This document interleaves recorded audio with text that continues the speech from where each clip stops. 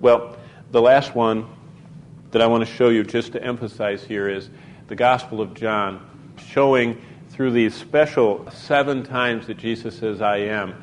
It explains to us what Jesus wants to be in our life.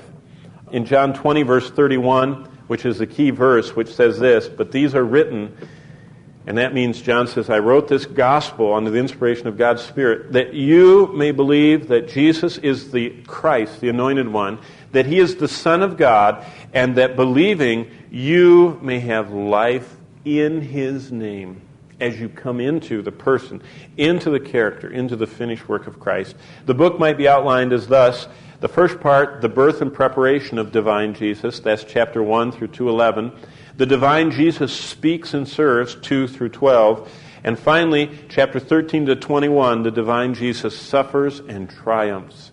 In a gospel written to the whole world, John presents us with a divine Jesus. He is the Son of God, his divinity. The divine nature of God is clearly seen through the book.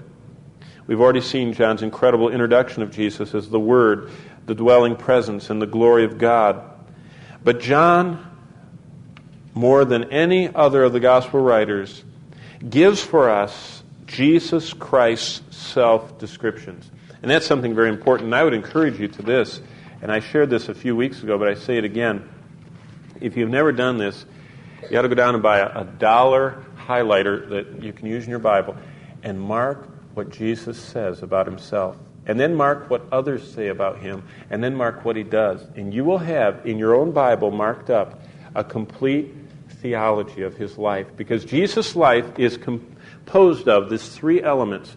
What he said about himself, what others said about him, and what he did. And you'll find within that triangle who he was. And it's a powerful tool to share with others. But John reveals Jesus as God's unique, only begotten Son, and refers to God as his Father more than any other book in the Bible.